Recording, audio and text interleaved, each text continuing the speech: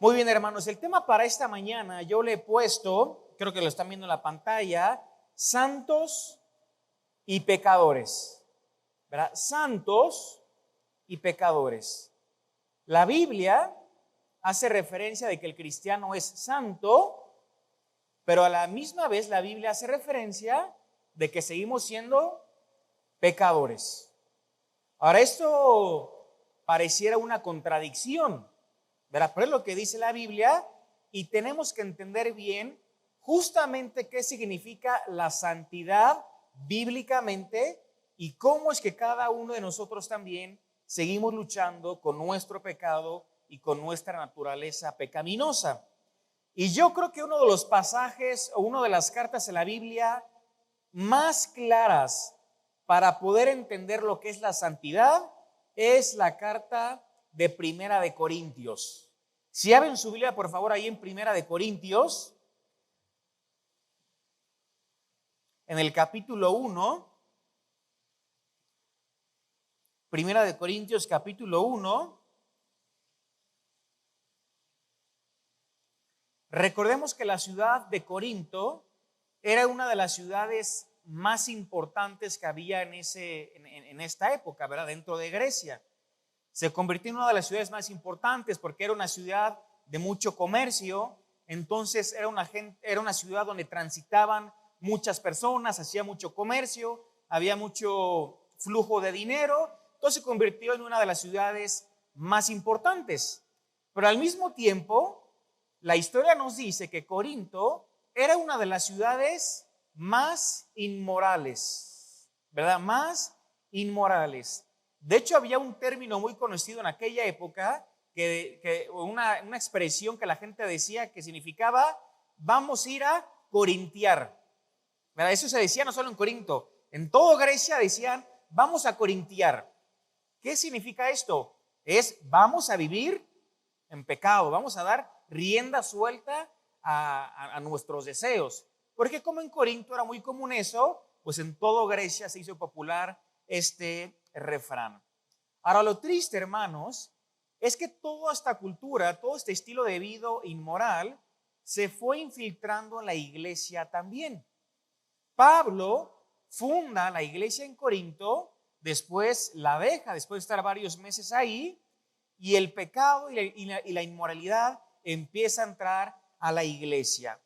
Si leemos todos los 16 capítulos de esta primera carta, nos vamos a dar cuenta que ahí los cristianos eran orgullosos, nos vamos a dar cuenta que estaban divididos, nos vamos a dar cuenta que ellos toleraban la inmoralidad, toleraban el pecado, vamos a dar cuenta que había disensiones, divisiones, se acusaban los unos a los otros, nos damos cuenta que ellos abusaban de la cena del Señor, en lugar de ser un recordatorio de la vida y de la obra de Cristo, ellos lo hacían y despreciaban a los pobres y se separaban los ricos y los pobres y se embriagaban, se emborrachaban en ese tiempo. Era una iglesia completamente inmoral. Pero a pesar de eso, si nosotros leemos Primera de Corintios capítulo 1 versículo 2, fíjense qué es lo que dice. A la iglesia de Dios que está en Corinto, a los santificados en Cristo Jesús, llamados a ser santos, con todos los que en cualquier lugar invocan el nombre de nuestro Señor Jesucristo, Señor de ellos. Si nos vamos un poquito más adelante en el capítulo 6, versículo 11, Primera de Corintios 6, 11, dice Pablo lo siguiente: y esto erais algunos de los de la iglesia, pero les dice Pablo, pero ya habéis sido lavados, ya habéis sido santificados, ya habéis sido justificados en el nombre del Señor Jesús y por el Espíritu de nuestro Dios. Uno se pregunta, ¿cómo? ¿Cómo una iglesia que toleraba el pecado, que vivía en inmoralidad, que eran orgullosos, que había divisiones, que abusaban del Señor, por qué el apóstol Pablo les llama y les dice santos? Si en la actualidad tuviéramos a los corintios aquí presentes con cada uno de nosotros, yo estoy seguro de que la mayoría de nosotros nunca les hubiéramos dicho santos. Los hubiéramos catalogado de inmaduros, los hubiéramos catalogado de carnales, los hubiéramos catalogado de mundanos, pero difícilmente les diríamos santos. La pregunta es, ¿por qué? ¿Por qué no les llamaríamos santos a los corintios? Porque muchas veces no hemos entendido quién es un santo según la Biblia. Lo vuelvo a repetir, no hemos entendido quién es un santo según la Biblia. Nosotros pensamos en la cultura y en la religión que predomina aquí en México y en la mayoría de los países de Latinoamérica. Pensamos que un santo es una persona que tenemos que canonizar cuando esa persona muera porque mostró un carácter excepcional durante toda su vida. Durante toda su vida.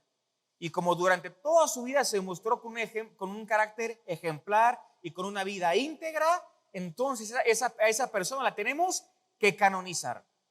La tenemos que convertir en un santo.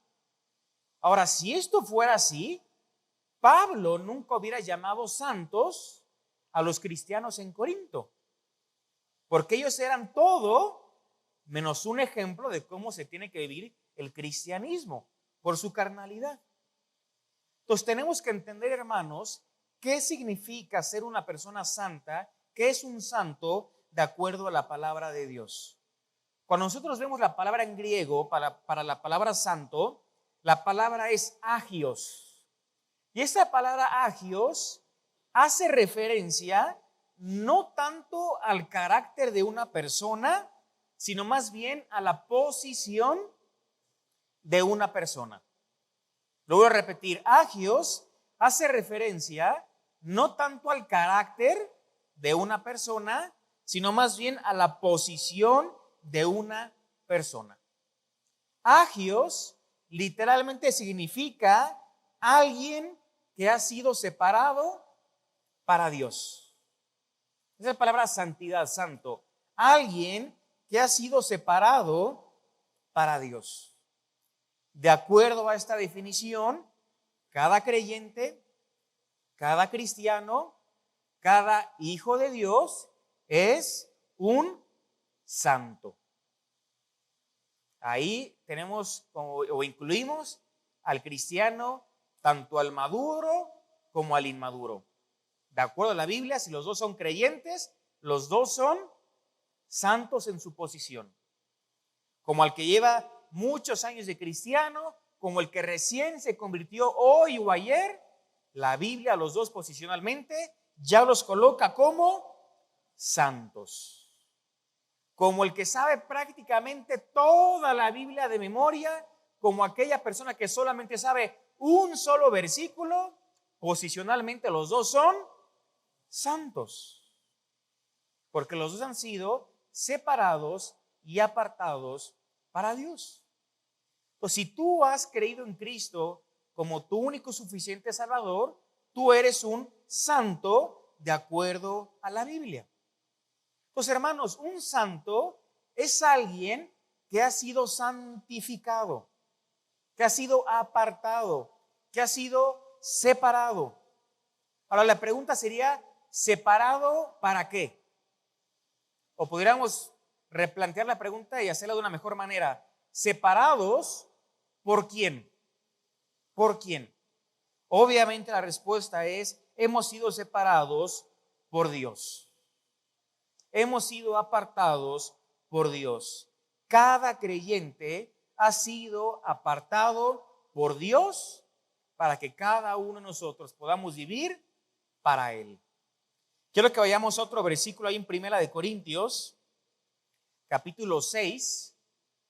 Vamos a leer 2 versículos y vamos a ver una buena definición de lo que es un santo de acuerdo a la Biblia.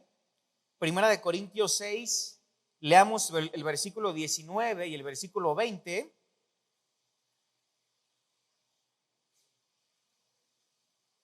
Donde el apóstol Pablo le dice lo siguiente aquí a los hermanos en Corinto. ¿O ignoráis que vuestro cuerpo es templo del Espíritu Santo, el cual está en ustedes, el cual tenéis de Dios y que no sois vuestros. Verso 20, porque habéis sido comprados por precio. Glorificad pues a Dios en vuestro cuerpo y en vuestro espíritu, los cuales son de Dios. Fíjense, hermanos, quiero que resalten ahí en esos dos versículos las siguientes palabras del apóstol Pablo. Pablo dice, no sois vuestros. No sois vuestros. Si tú y yo hemos confiado en Jesús como nuestro Salvador, tenemos que entender que y quitarnos ya de nuestra mente ese pensamiento de mi vida, mi cuerpo, mis decisiones, yo. Si hemos confiado en Jesús, dice Pablo, no sois vuestros. No nos pertenecemos, le pertenecemos a Dios. Entonces Pablo deja bien en claro eso, no sois vuestros. La pregunta es ¿por qué? Dice el versículo, porque habéis sido comprados por precio. Entonces dice, no sois vuestros porque hemos sido comprados por precio. Entonces, ¿qué definición podríamos decir de alguien que es santo o de cada uno de nosotros? Un santo es una persona, es un hombre, es una mujer que Cristo compró con su propia sangre derramada en la cruz del Calvario y lo ha separado para sí mismo y lo ha separado para Dios, para que seamos de su propiedad. Eso es un santo, alguien a quien Cristo compró con su sangre derramada en la cruz y lo ha separado para sí mismo para que sea de su propiedad. Hermanos, cada uno de nosotros hemos sido comprados por precio. ¿Y cuál es ese precio? Fue la vida, la sangre de nuestro Señor Jesucristo. Y Él nos ha comprado a cada uno de nosotros para que podamos ser separados para Dios y para que seamos pertenencia de Dios. Eso es un santo bíblicamente. Ahora les hago otra pregunta. ¿Qué significa estar separado o apartado? ¿Verdad? ¿Qué significa estar separado o apartado? La idea es que cada cristiano, cada creyente y cada hijo de Dios ha sido apartado por Dios. ¿Pero para qué? Dios nos ha separado para Él, para que tú y yo empecemos o estamos en un proceso de transformación para hacernos a la semejanza de su Hijo Jesucristo. Ese es el proceso en el cual cada uno de nosotros estamos. Por esta razón es que Dios nos ha separado, que Dios nos ha apartado para transformarnos a la semejanza de Jesús. Entonces nos damos cuenta, hermanos, que la santidad no es algo que cada uno de nosotros logramos. Lo repito, la santidad no es algo que logramos. La santidad principalmente es una posición. Posición.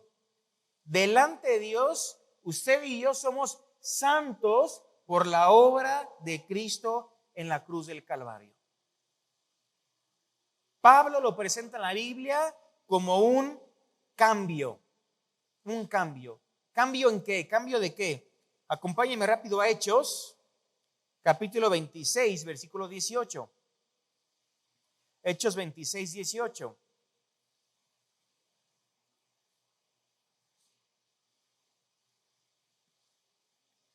¿Ya están ahí? Si no, va a aparecer en la pantalla. Hechos 26, 18. Fíjense lo que dice. Para que abra sus ojos, para que se conviertan de las tinieblas a la luz y de la potestad de Satanás a Dios, para que reciban por la fe que es en mí perdón de pecados y herencia entre los santificados. Entonces veamos cómo la Biblia describe esta idea de ser santificado o de ser santo como un cambio de naturaleza, un cambio de identidad, un cambio de posición.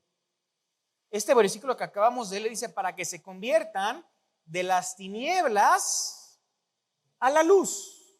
Eso nos habla de un cambio. Antes cada uno de nosotros estábamos en tinieblas, pero ahora al estar en Cristo estamos en luz. Si no me equivoco, en Efesios es donde dice que cada uno de nosotros hemos sido trasladados de las tinieblas a su luz admirable.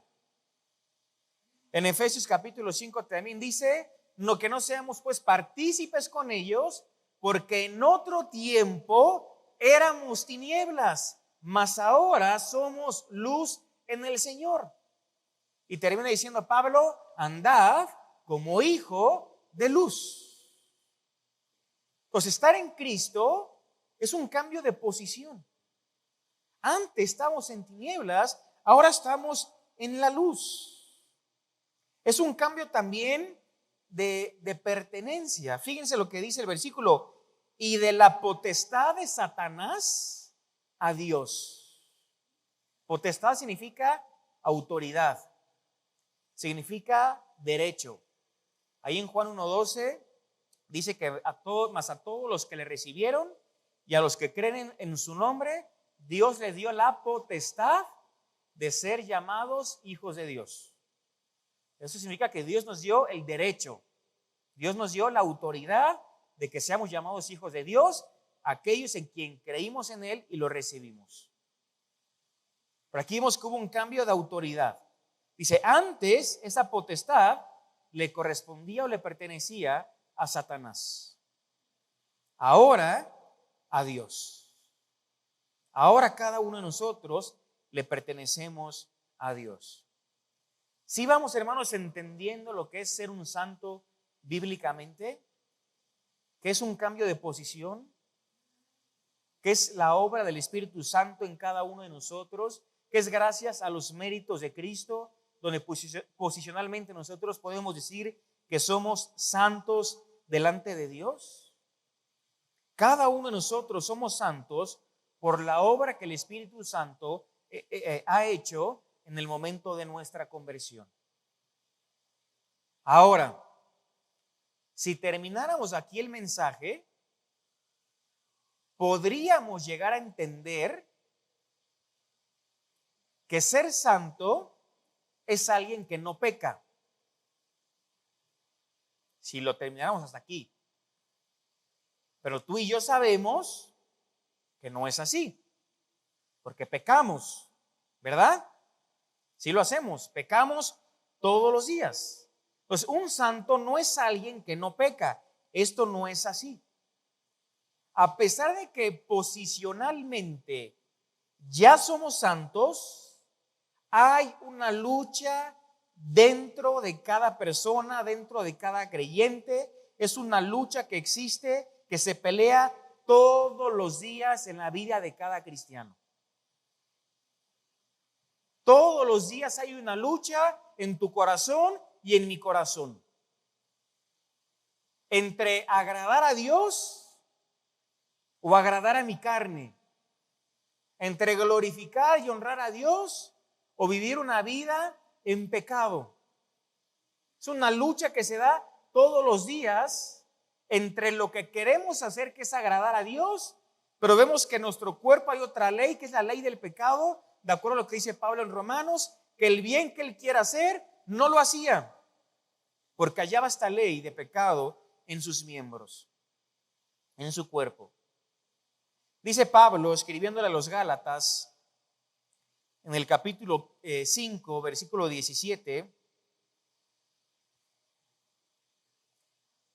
para que entendamos muy bien esta idea, porque a veces se acercan hermanos, ¿verdad? Y nos dicen: pastor, ¿por qué si ya soy cristiano todavía siento deseos de hacer esto? ¿O por qué no puedo dejar esto? ¿O por qué esto? Fíjense lo que dice Gálatas 5:17.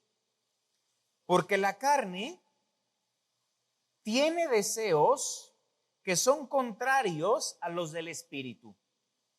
Y el espíritu tiene deseos que son contrarios a los de la carne. Dice que dice, y estos se oponen entre sí para que no hagáis lo que deseáis. Este es el propósito de la carne, que tú y yo no hagamos lo que deseamos, que es agradar y glorificar a Dios. Entonces, si nos damos cuenta que es una lucha, una guerra que hay en nuestro interior entre dos deseos. Tú en tu interior y en mi interior tengo dos deseos: los deseos de mi carne y los deseos de mi espíritu. Y estos se oponen entre sí. Estos son contrarios. Porque muchas veces amanecemos y no tenemos ganas de orar, no tenemos ganas de leer la Biblia, no tenemos ganas de agradar a Dios por los deseos de nuestra carne, porque es una lucha que hay en nuestro interior. ¿Qué es lo que tenemos que hacer, hermanos? Por supuesto que cada uno de nosotros tenemos que alimentar al espíritu y no a la carne. Si tú alimentas a tu carne te va a pedir cada vez más. Si tú empiezas a ver pornografía una vez a la semana, así durante todo un mes, tu carne cada vez te va a ir pidiendo más y más y más. Entonces tenemos que dejar que nuestra carne, literalmente, por así decirlo, se muera de hambre y alimentar a nuestro espíritu. Alimentar a nuestro espíritu. Entonces son dos deseos que tenemos y es una guerra constante que hay en nuestro interior entre la carne y entre el espíritu. Fíjense cómo lo dice el apóstol Pedro. Primera de Pedro 2:11. Primera de Pedro capítulo 2, versículo 11. Les dice: amados, yo les ruego como a extranjeros y peregrinos, fíjense, que se abstengan de los deseos carnales que batallan contra el alma.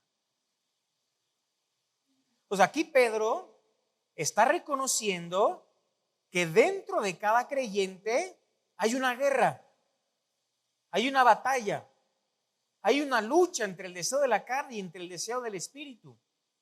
Pero aquí Pedro le dice a los cristianos: absténgase de esos deseos que batallan en el alma. O sea, no le des rienda suelta a tus deseos pecaminosos. No permitas que tu carne gane. Acompáñame otro texto ahí en Hebreos capítulo 11.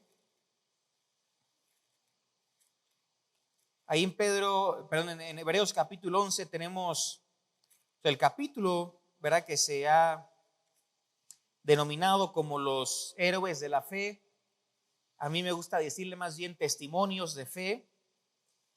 Y ahí en Hebreos capítulo 11, entre varios personajes, aparece Moisés, en el versículo 24. Hebreos 11, 24.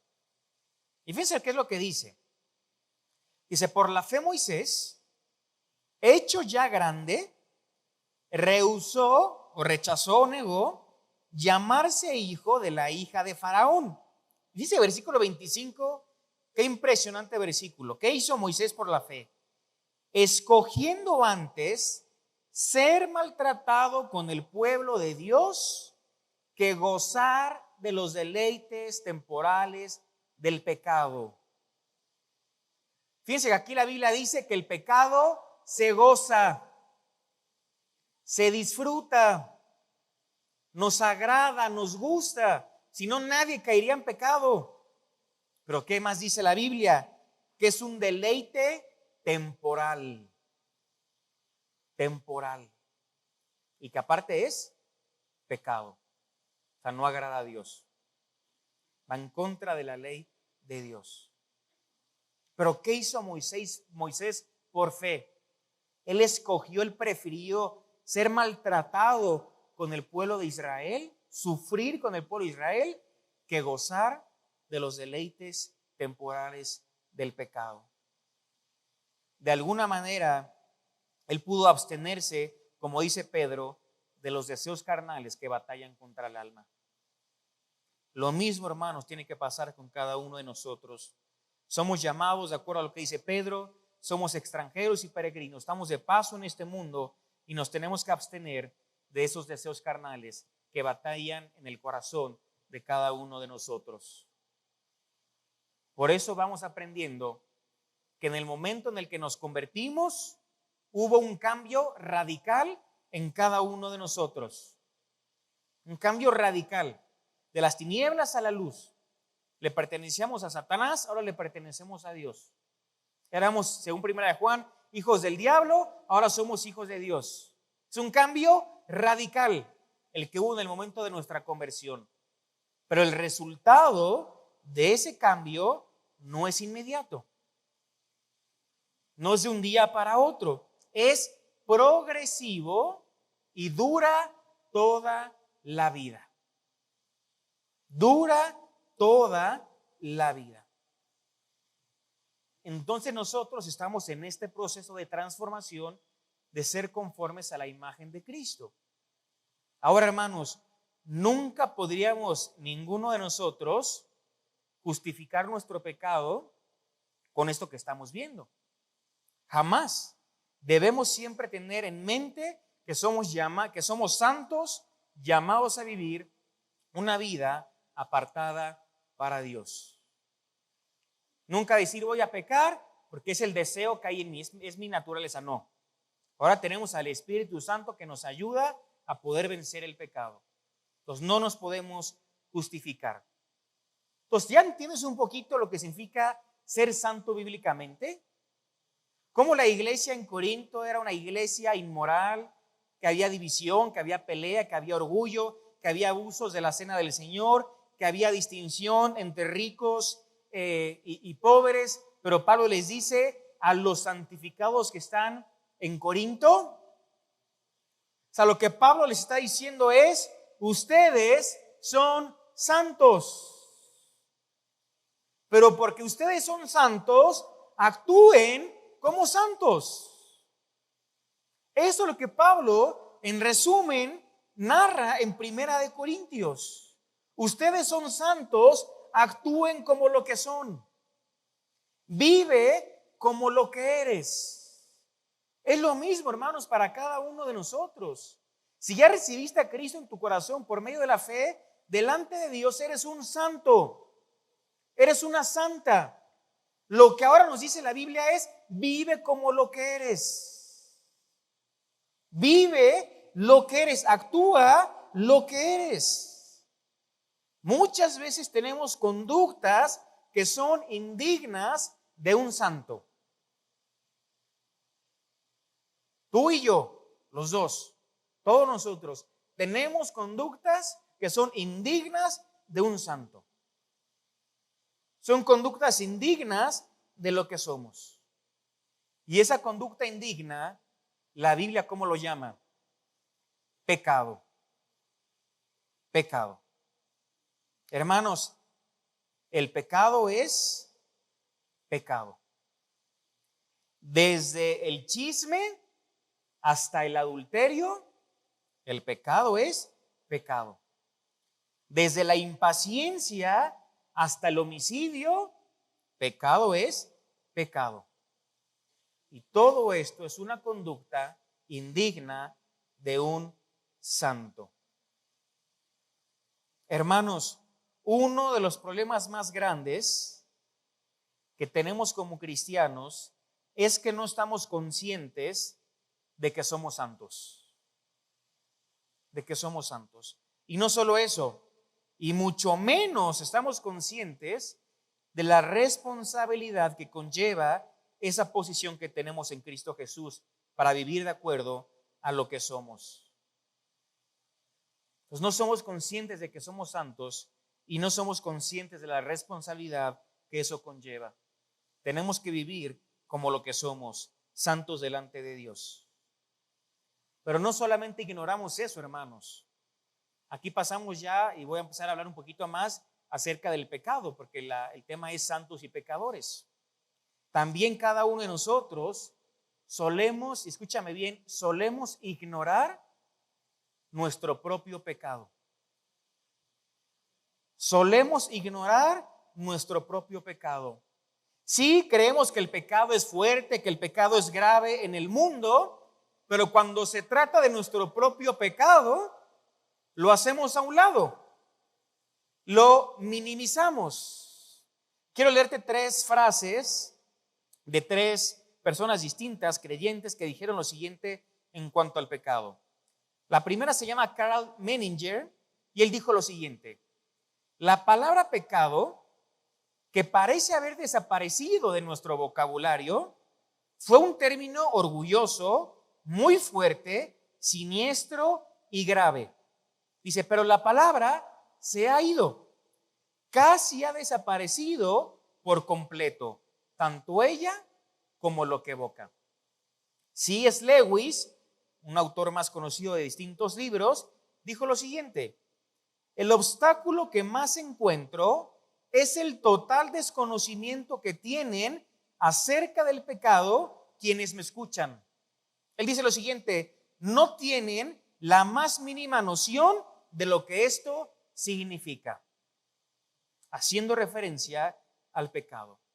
El teólogo D.A. Carson comentó lo siguiente en una ocasión: que el aspecto más frustrante a la hora de evangelizar dentro de las universidades es que los alumnos no tienen idea de lo que es el pecado.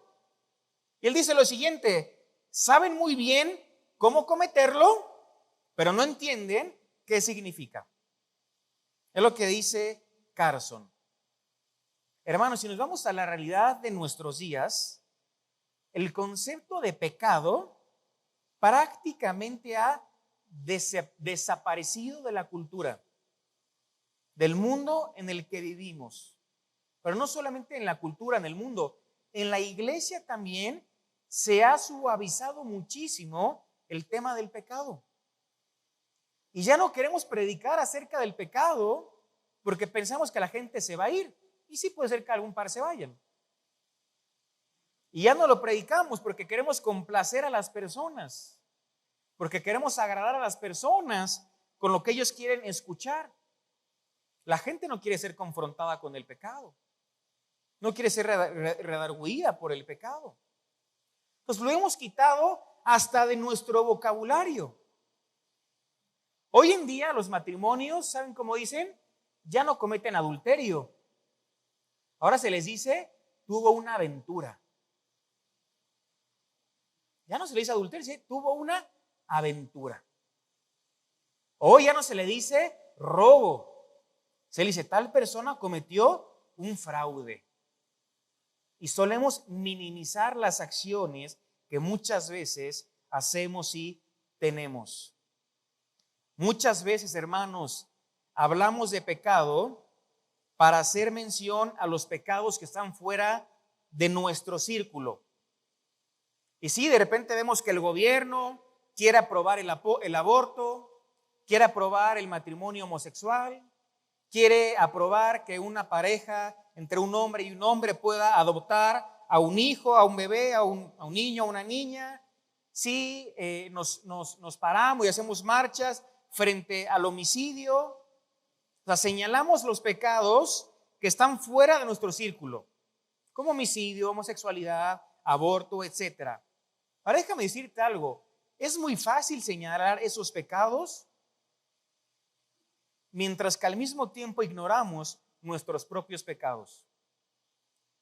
En pocas palabras, es muy fácil señalar lo de afuera cuando ignoramos lo de adentro, cuando ignoramos lo que nosotros mismos cometemos. Sí, señala la homosexualidad, el aborto, el homicidio, que sí, es pecado. No estoy diciendo que no, y hay que hablar en contra de eso. Pero ¿por qué no de la misma manera que señalas tu pecado de chisme, tu pecado de orgullo, de envidia, de amargura, de lujuria? ¿Por qué señalamos esos pecados y nuestros pecados los minimizamos? ¿Recuerdas ahí Lucas capítulo 18, versículo 13, que está el publicano, que es el cobrador de impuestos, y estaba orando a los fariseos con palabras impresionantes, elocuentes y para ser vistos por los demás. Y al final ora el publicano, que era el cobrador de impuestos. ¿Y cuál fue su oración? Él dijo lo siguiente, Lucas 18:13. Te lo voy a leer en la NTV, Nueva Traducción Viviente. En cambio, el cobrador de impuestos se quedó a la distancia y ni siquiera se atrevía a levantar la mirada al cielo mientras oraba, sino que golpeó su pecho en señal de dolor mientras decía: oh Dios, ten compasión de mí, porque soy un pecador. Y Dios exaltó esta oración, porque fue una oración honesta, fue una oración sincera. Mientras los fariseos usan palabras para querer llamar la atención y para querer ser vistos, él ni siquiera se atrevía a alzar la mirada, porque decía: Dios, ten compasión de mí, porque soy un pecador. Estamos más preocupados por el pecado de la sociedad que por el pecado que nosotros mismos cometemos.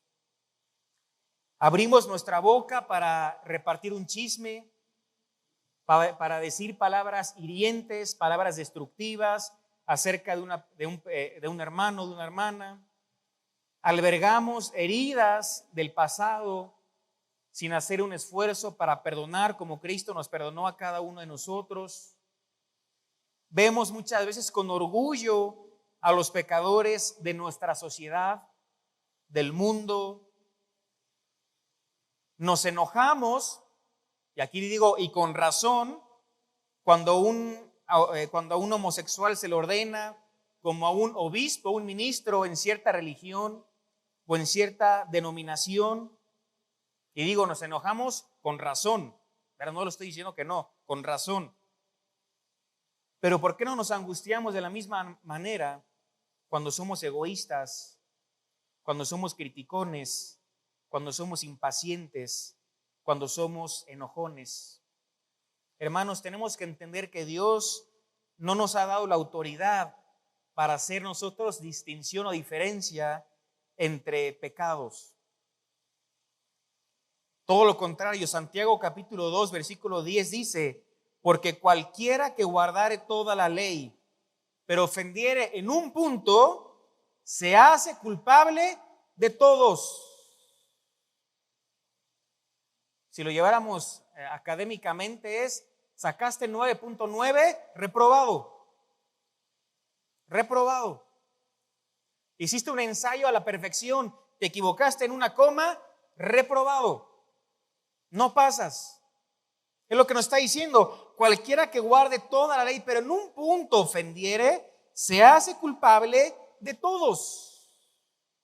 Pues cuando una persona mata a alguien, quebranta la ley de Dios.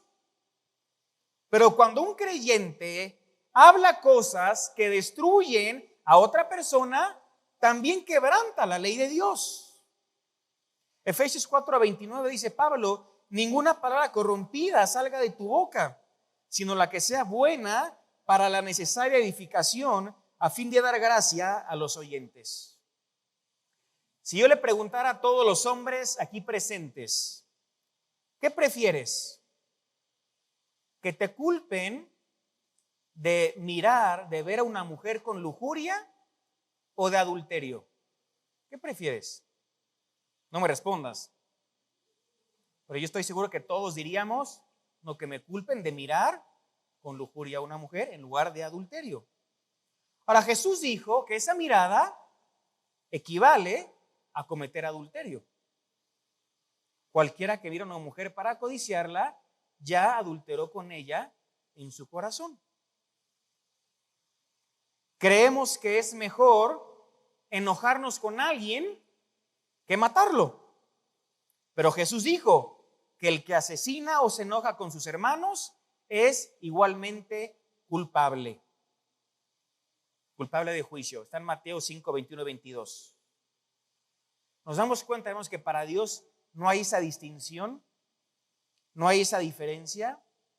Por supuesto que consecuencias son diferentes y esto no es el tema ahorita, pero todo pecado es grave porque ofende y viola la ley de Dios.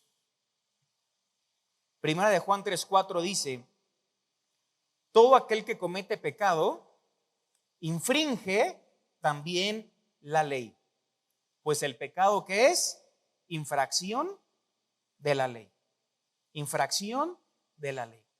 Entonces el pecado, el que menciones, el que me digas, es infracción de la ley. La ley divina, la ley de Dios. Pecamos, hermanos, por la ambición interna que cada uno de nosotros tenemos de satisfacer nuestros propios deseos. Levantamos chismes, codiciamos, porque muchas veces es más grande el placer momentáneo que nuestro deseo de querer agradar a Dios. Pero tenemos que recordar que el pecado es pecado. Aunque nuestras mentes queramos hacer esa separación entre pecados grandes y chiquitos, todo pecado es grave ante los ojos de Dios. Toleramos pecados en nuestra vida que parecen insignificantes, pero merecen el castigo y la maldición de Dios. ¿Sabes qué es lo más impresionante? Que por más que haya desaparecido la palabra pecado de la cultura y en muchas iglesias, la palabra pecado no ha desaparecido a la vista de Dios. Él lo sigue llamando pecado. Él lo sigue llamando pecado. Entonces, ya para terminar, hermanos, en esta mañana, mi desafío para cada uno de ustedes es que podamos vivir como lo que somos. Somos santos. Somos santos. Tú y yo, si has creído en Jesús, eres santo, eres santa. Y la Biblia nos dice: vive como lo que eres. Actúa como lo que eres, como un santo. Que tu estado, que tu práctica se pueda asimilar a tu posición. Pero mi desafío también en esta mañana para cada uno de nosotros es que no ignoremos nuestros propios pecados. No permanezcamos orgullosamente insensibles a nuestros propios pecados. Nuestro pecado es reprensible y merece el castigo de Dios. Y si hay algún pecado en el cual el Espíritu Santo te está marcando en este momento o te lo pone en tu mente, en tu corazón, es un pecado que tú tienes que confesar delante de Dios. Porque todo pecado es infracción de la ley. Yo te invito a que cierres tus ojos, por favor, y que terminemos orando a Dios. Padre, te damos las gracias por este tiempo donde tú nos hablas por medio de tu palabra. Queremos, Señor, que realmente cada uno de los que estamos aquí hayamos podido entender este mensaje tan desafiante, Señor, para nuestras vidas. Tal vez muchos de nosotros somos como esos corintios, llenos de orgullo, llenos de inmoralidad, de división, de peleas, de disensión. Hemos sido permisivos tal vez con muchas cosas. Y hoy tú nos dices, Dios, y nos recuerdas que somos santos y que tenemos que vivir como lo que somos. Gracias, Padre, porque nos recuerdas que te pertenecemos, te pertenecemos.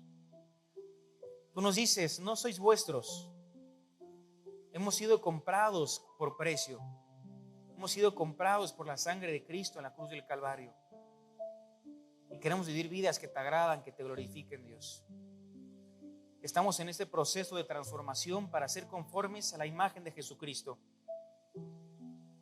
Y sí, reconocemos que muchas veces hemos dado más rienda suelta o hemos alimentado más nuestra carne que nuestro espíritu. Y te pedimos perdón.